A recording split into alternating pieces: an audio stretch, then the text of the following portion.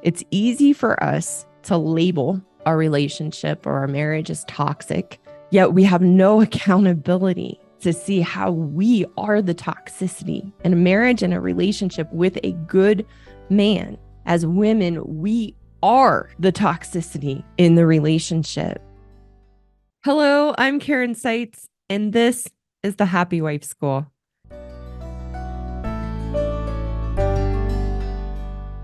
This podcast is for married women to realize that we are responsible for our happiness, that no one and no thing can make us happy, and that our husbands are not the source of our unhappiness. In each episode, I red pill married women to know that we are the problem in our marriages to good men. For the good men, this podcast will wake you up to the realities of your wife's woman ways, to take back the power you've unknowingly given away to her emasculation in a constructive, caring way. Before we dive into today's episode, a couple reminders.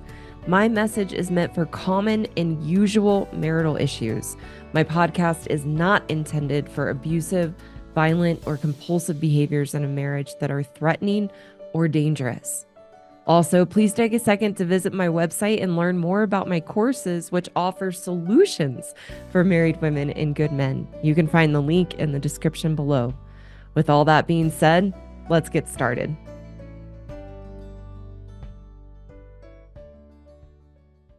What I want to talk about today is 3 toxic wife behaviors that you need to know. And for women, the purpose of my channel, it's called the Happy Wife School, the Red Pill for Women. And I was very blessed really early on in my marriage. My husband and I got married about 10 years ago. We've been together for 15 years. And the first year into my marriage, I was very, very blessed to be red pilled. And what I define as the red pill in the context of what I speak about is being exposed to the truth of our woman ways so that we can grow and evolve as women and as wives to become the best versions of who we are and to really unlock and discover our true nature as women, which is soft and kind and loving and nurturing.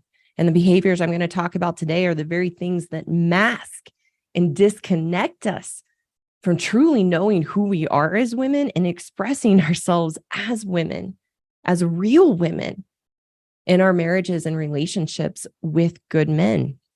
So the purpose of today's talk and what I want to teach today is for women to see these toxic behaviors that we have, because it's not until we see them and can identify them in ourselves and shine the flashlight on them that we can change and actually have a healthy, loving relationship with our husbands and a healthy, loving relationship with ourselves.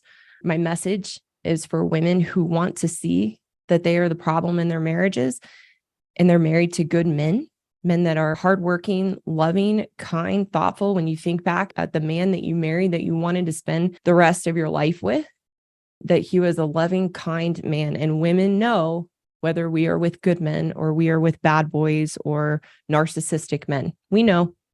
And most women are married to good men. My message is also for good men married to women, because these are our women ways, what I talk about on this channel. So for men today, it's important for you to understand your wife's woman ways and how we operate in our woman ways in a marriage. Because what happens for good men is that the manipulation, the games, the traps that we set as women in our relationships work to blind you and make you think that you are the problem in the relationship.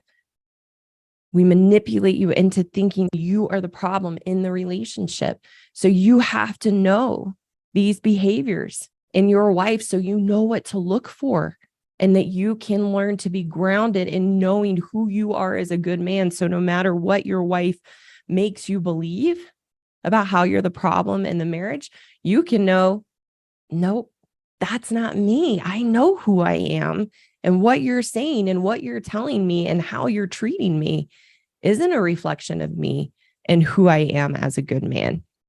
So with that being said, and just setting up who this is for, why it's important for women, why it's important for men, Next, I want to define toxic. And toxic is one of those words that gets thrown out that loses its meaning and it becomes trite. So I wanted to define that for us today. What does it mean to have toxic behaviors in our marriage as women?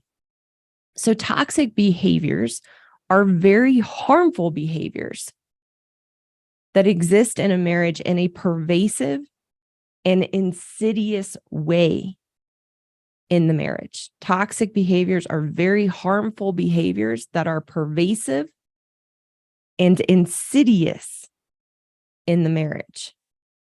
And I also like the definition of insidious, developing so gradually as to be well established before becoming apparent.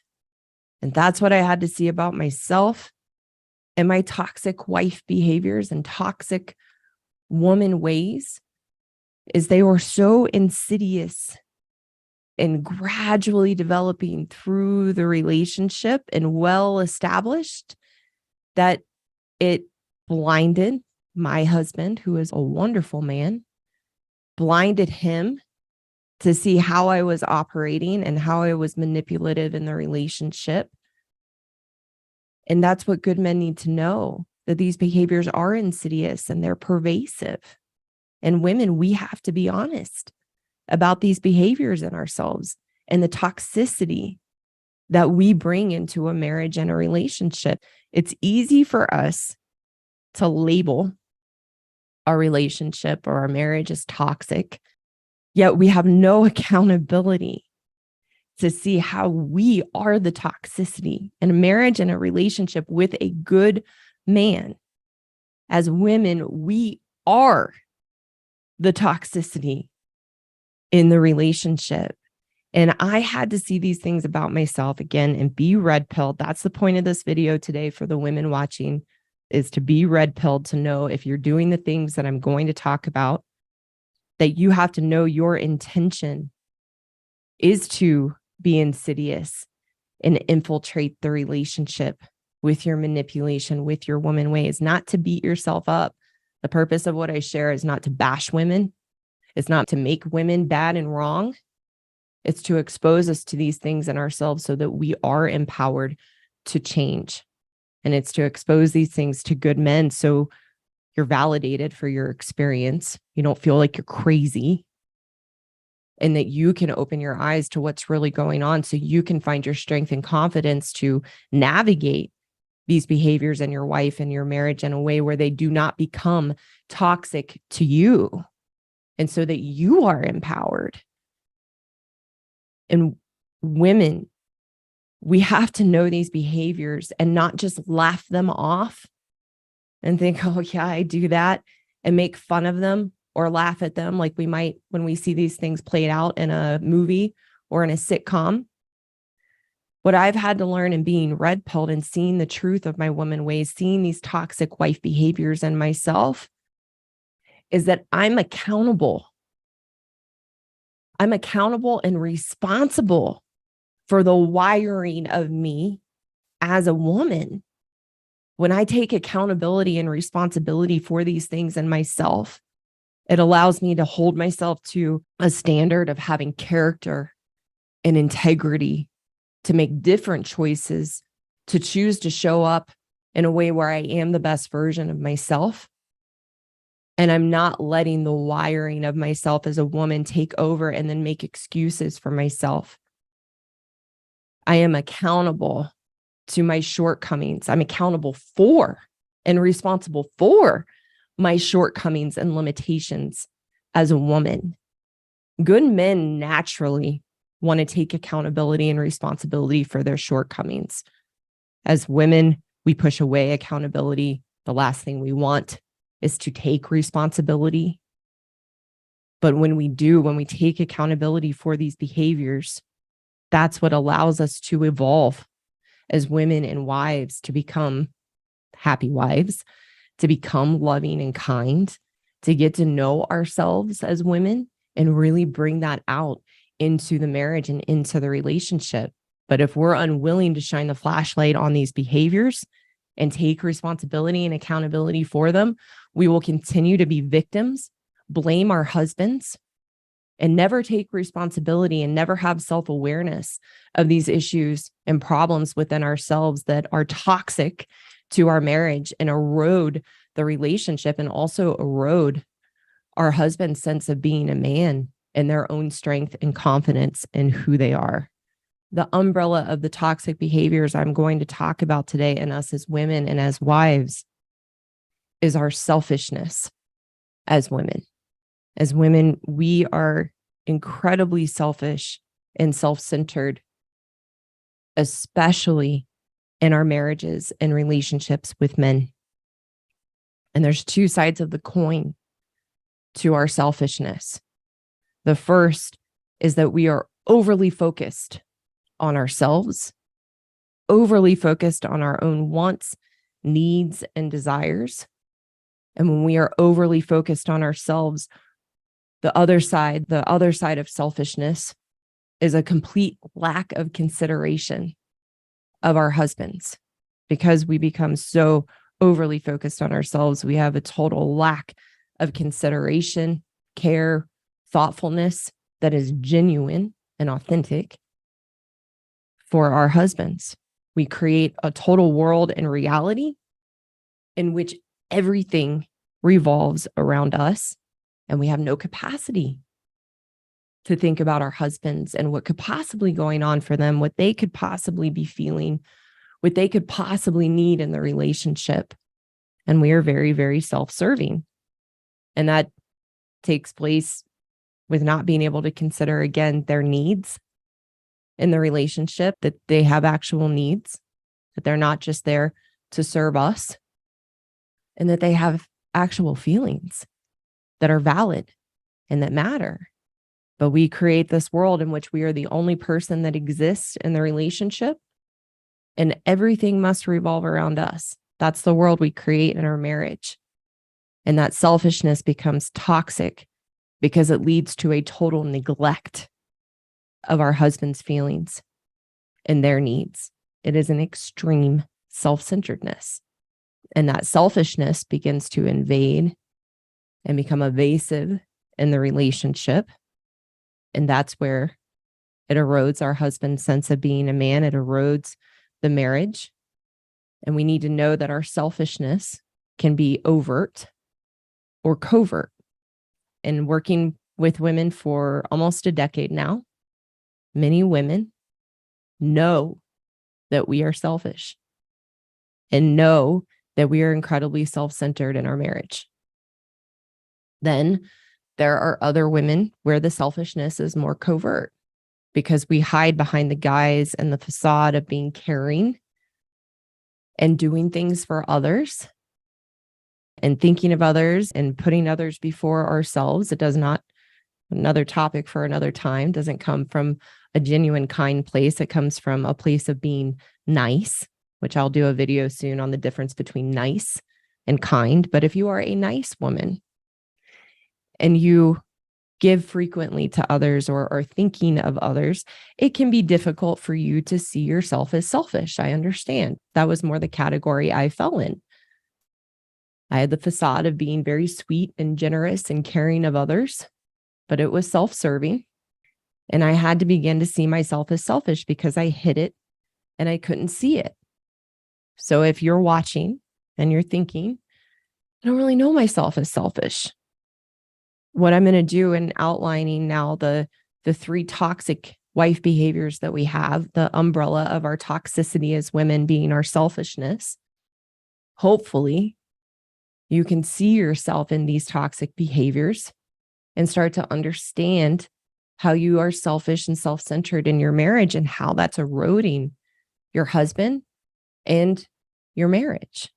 The first toxic wife behavior, now that we've set it up and understanding that it's our selfishness and self-centeredness as women, the first toxic wife behavior I want to talk about that actually explains why we are so selfish is our walls. The first toxic wife behavior we have as women is that we have walls. This was the most important experience of my red pilling as a woman. What I'm sharing with you today is really the foundation of the behaviors I had to see about myself as a woman to begin to forge a new path, to change for myself and to change in honor and respect of my marriage and my husband and my walls, and seeing the extent of which I had built walls in my life and the extent of which they were malicious and harmful to my husband and malicious and harmful to myself was the first place that I had to start. That was really the foundation of my emasculating ways, the foundation of my manipulative ways in my relationship, and my toxicity as a wife. As women, having walls up is why we are so selfish. And as I explain walls, that will become apparent why. And all women know. I have yet to work with a woman. I've worked with hundreds of women. I have yet to work with a woman who does not know that she has her walls up and that she is guarding her heart. And it's very common. So I want to address this right from the get-go. It's very common for women to say, I don't have walls. My husband has walls. If you are married to a good man, good men don't have walls. Good men might withdraw in response to our toxic behaviors and withdraw in response to our walls and how our walls make good men feel and how hurtful they are. Again, he disengages, withdraws from the relationship, but he does not put walls up as we do as women. So we build a barrier around our heart to protect ourselves from being hurt by others. And as women, we began to build our walls around our heart the first time that we were hurt. Usually from a man or our first boyfriend or our first crush growing up, and not hurt in a malicious way necessarily. Hurt, as I have come to learn, is a natural part of life. As women, we have never been taught to navigate hurt in a constructive way, to heal it, to let it go. And from the first time that we got hurt, we said to ourselves, I'm never letting that happen again. And we began to build the fortress around our heart. I can remember the first time that I was hurt. And I began to build walls around my heart, specifically in relationships with men. I was 11 years old, 11 or 12. I was in the 6th grade. And I had my first kiss. And I had never kissed anyone. The guy, we called it going with. If anyone remembers, I grew up in the 90s. I graduated high school in 2002, and we called it going with. And I remember my dad used to tease me. He'd be like, who are you going with? Where are you guys going? But I was going with a boy. Neither of us had had our first kiss. And I remember having our first kiss, which is always so awkward. There's like people around. It's like at a middle school basketball game. And he broke up with me the next day. And I was crushed. And to boot, it was April Fool's Day. And I thought it was a joke. And I couldn't let it in. Like he sent his friend to break up with me. And I was crushed. I was crushed. And I know that was the moment that I began to build walls around my heart and say, I'm never, ever letting this happen again. And then as we continue to collect hurt through our lives and go through hurt, our walls get thicker, stronger, higher, till eventually we get so hurt that we surround our heart with barbed wire and build a complete fortress. And for most of us women, by the time we have met our husbands and get married, we have the barbed wire around our hearts. And again, it's to protect us from getting hurt because we haven't learned, haven't been taught how to process that hurt. The reason our walls are so toxic and the reason our walls are so selfish, and this is where our selfishness comes from as women, is that in having our walls up, the only person that we are thinking of is ourselves and the potential hurt that could happen, regardless of how our walls affect our husband. Our walls are intentionally hurtful. They're intentionally meant to push people away, to keep them at arm's length. Men, this is why you feel your wife being distant, unavailable, cold, shut down, even when she said, no, everything's fine. I was the queen. I was the queen of everything's fine and putting the facade on, everything's good. But there was an iciness to me. And my husband knew I can't get into her heart. She will not let me in. And it is very intentional. And because we don't want to feel any hurt, we don't want to feel any pain, we have a complete lack of empathy for our husbands and a complete lack of empathy for their feelings because we are pain avoiders. I can't let in the pain my husband might be going through or the feelings he might be struggling with or consider what he might be going through, because if I did, I would have to feel. Our walls make it effective to where we never have to feel anything. And so if I don't want to feel anything in myself and I want to avoid my own pain, then I can't let in what my husband might be feeling. And I would say for me, my walls and having my walls up, and how cruel that was to my husband as a good man. My husband is just so incredibly sweet, thoughtful, loving, playful, wants nothing but for me to be happy, wants nothing but the best for me. And to have my walls up with him because I'm scared he's going to hurt me, there's no basis in reality for that. Talk about low emotional intelligence, the inability to understand life and to see the reality of a situation. So my walls were the foundation of my selfishness because I could only think about me and protecting myself. And they were the foundation of my toxicity as a woman in my marriage.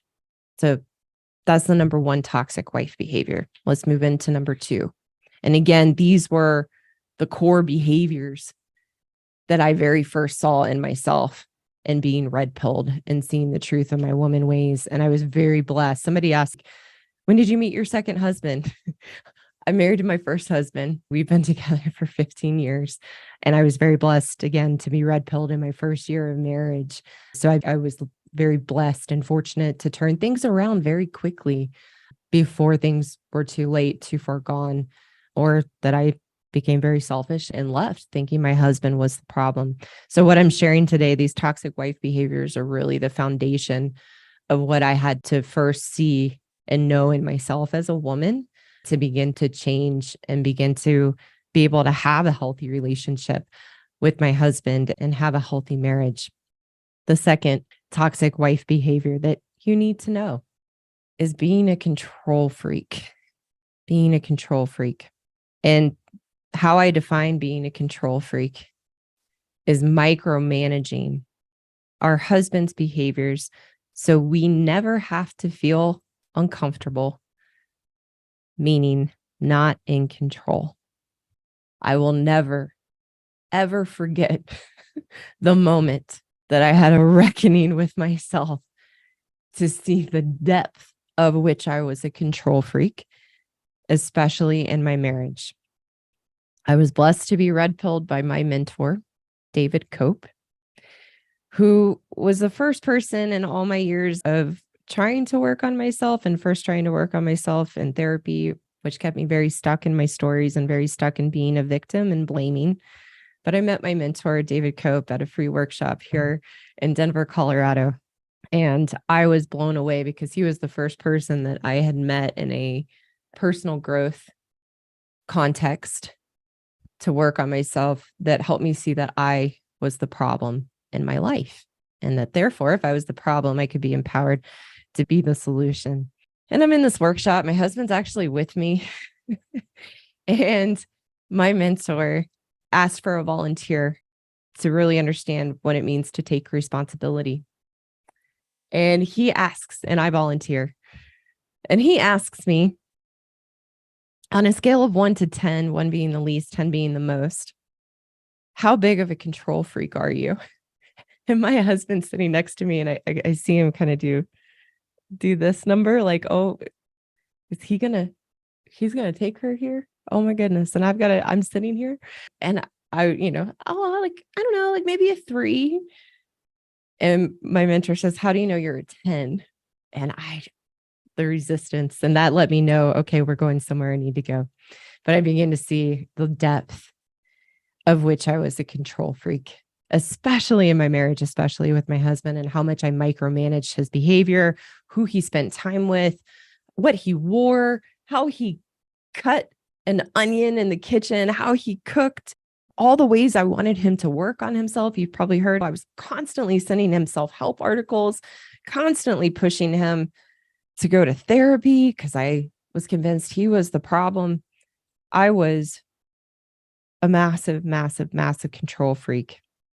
And what happens for us as women when we are control freaks in our marriage, and why it is so toxic, is we begin to treat our husbands, who are grown men, as children and micromanage their behavior instead of seeing them as grown up adult men who are perfectly capable of navigating life. I'll never forget, my mentor also told me, your husband would probably be better off and do better in life without you because of your controlling ways, because of your woman ways. And that hit home and gave me an extra emphasis to change.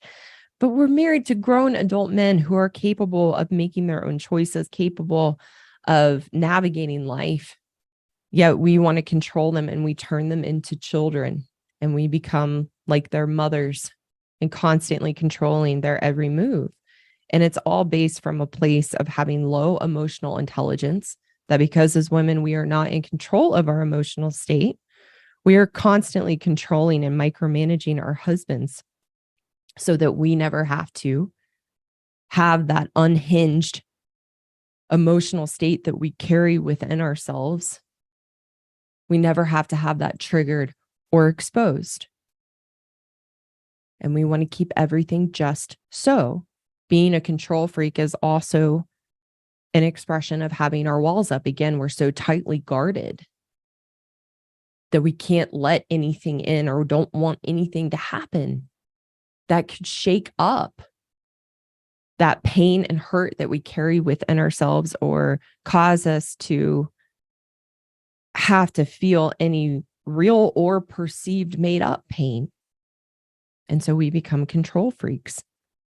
And it's selfish. I mean, I think it's pretty clear, but it's selfish because we're trying to control another to do what we need them to do to make us feel in control. And from that place of being a control freak, there is a constant criticism of our husbands, constant critiquing, constant judgment. And we bully them because we disapprove of who they are, and we don't want to feel anything uncomfortable within ourselves.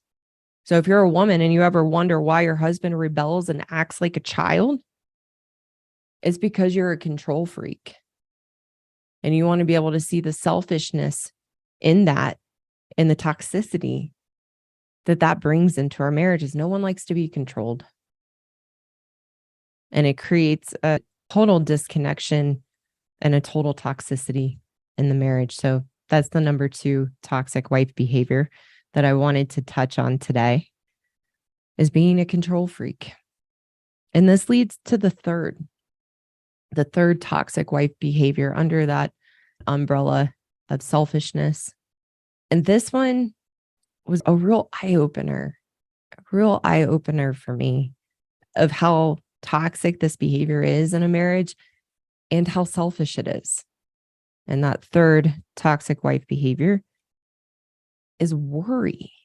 And I really want to highlight the selfishness that we have as women when we worry about our husbands and have worry in the marriage.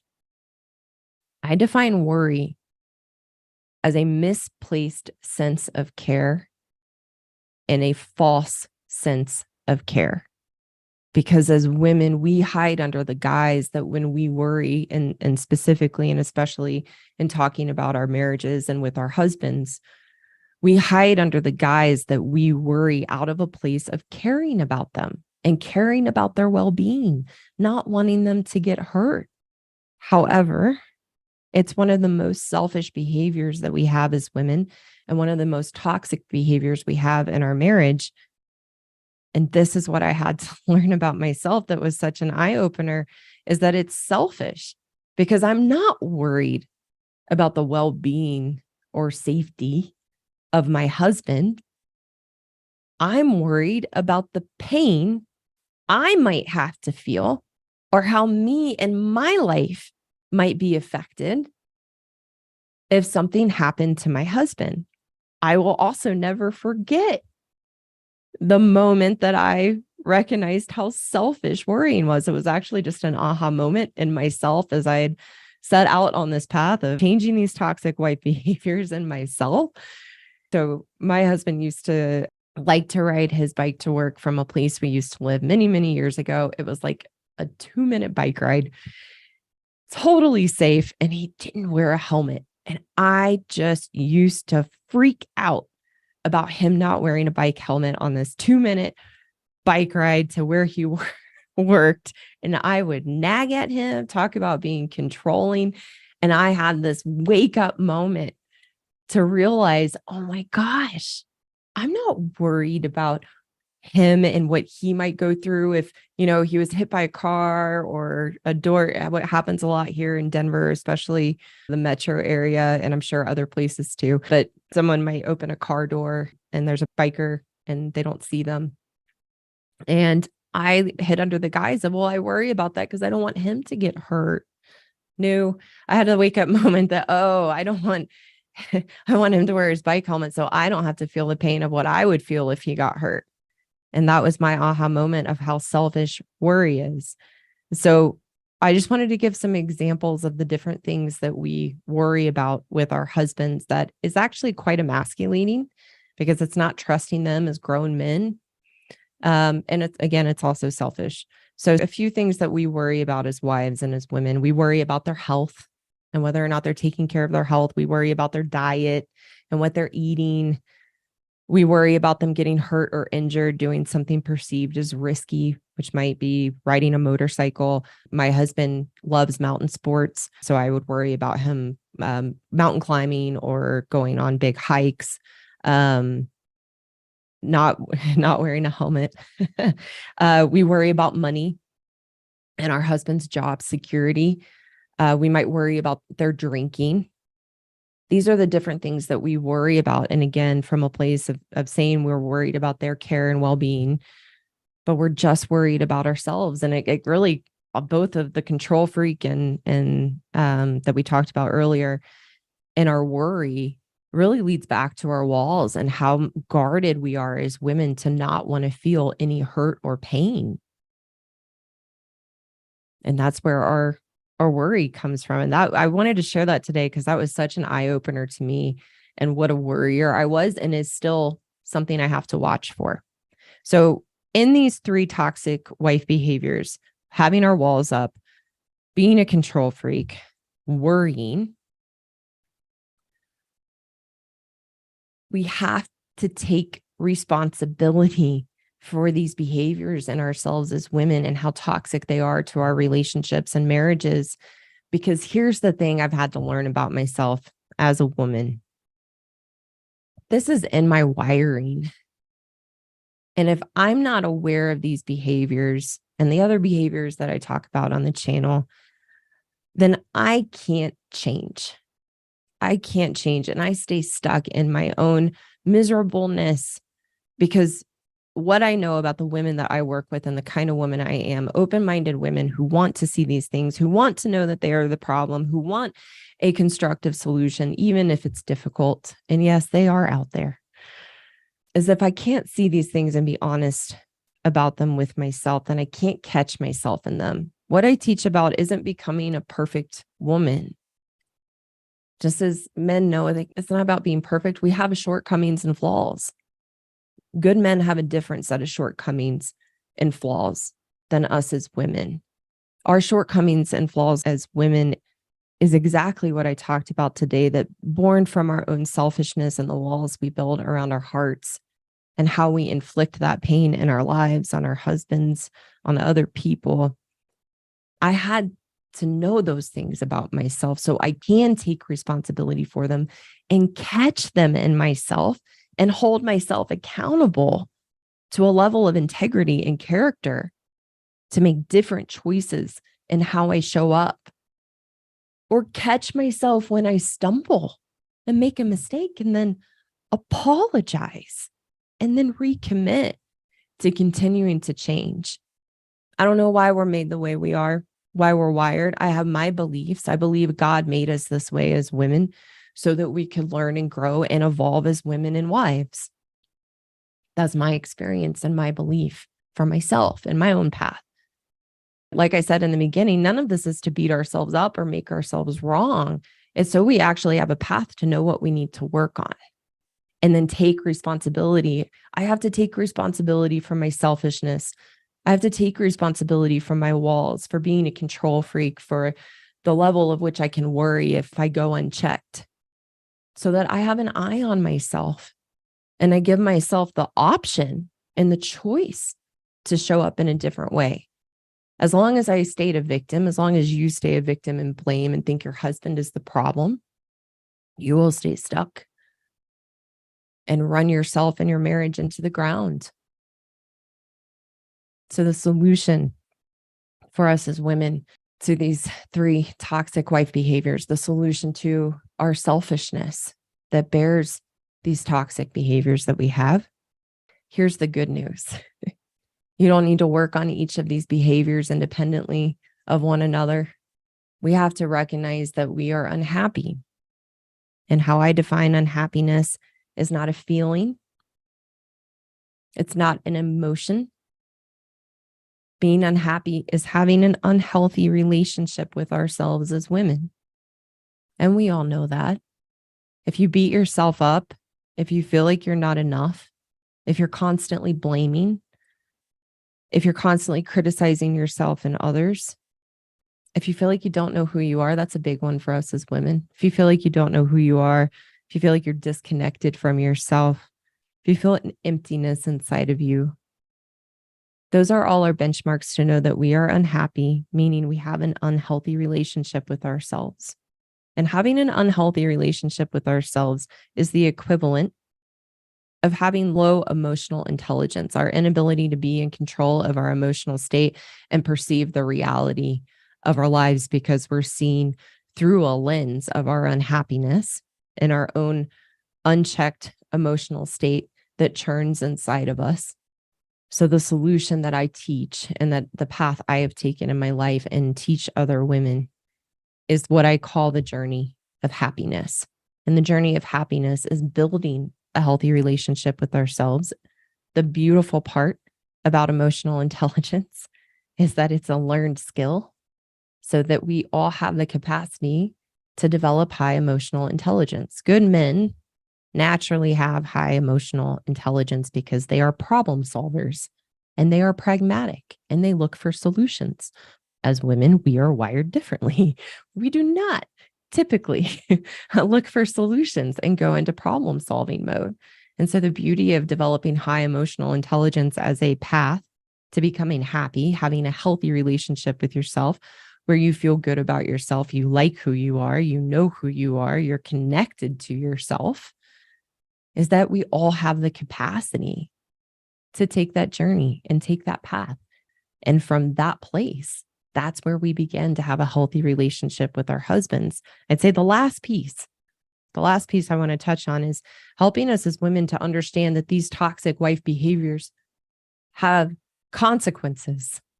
Our behaviors have consequences. And when we're showing up with our walls up, being control freaks, worrying, and ultimately being selfish and self-centered in our marriages and relationships, What is my husband here to do for me? What is my relationship or marriage here to do for me? With no consideration of what can we give? What can we provide from a genuine, heartfelt place? When we stay wrapped up in those behaviors and our selfishness, it pushes our husbands away and they react and respond in negative ways. We are the source of those negative responses to us because our behaviors, the selfishness, the being a control freak, our walls, the worry, has consequences of how our husbands show up and how they interact with us. And it's quite simple that when we change ourselves and we resolve these behaviors in ourselves through this journey of building a healthy relationship with ourselves, our husbands as good men respond to those changes. That's what happened in my marriage. Is as I changed these toxic wife behaviors, my husband began to re-engage. We began to have a dance, and we have the most lovely, beautiful relationship I could ever imagine. We work through the challenges. We have a dance. We're both growing and learning. We push each other to be better in just that dance. And we have fun, and things just keep getting better. And it's a result of me being responsible for my woman ways, taking accountability for them, and then committing to myself to catch myself and continue to change. And it's quite simple when we have the path and when we have the roadmap to developing high emotional intelligence and ultimately taking responsibility for our happiness and building that within ourselves by learning to have a healthy relationship with who we are and evolving as women and wives to become the best version of ourselves. Thank you so much for taking the time to listen today. If you haven't, go check me out on YouTube, Rumble, and X. You can find the links in the description below to connect with me there. For those women listening who know you are the problem and want a path forward to take responsibility and change your own inner turmoil and unhappiness, I have a course for women called the Happiness Program, which is the solution to the unhealthy relationship you have with yourself and the issues and challenges you have in your life and your marriage. You can find the link in the description below to apply for a free consultation with me. And for the good men listening who want a solution to take back the power you've unknowingly given away to your wife, I have a course for you too called the Marriage Rescue Course for Good Men Only that teaches you how to rebuild your strength and confidence as a good man so that you can navigate the relationship with your wife in a healthy, constructive way. Again, you can find the link in the description below to apply for a free consultation with me. Thank you again so much for listening, and I look forward to talking with you soon.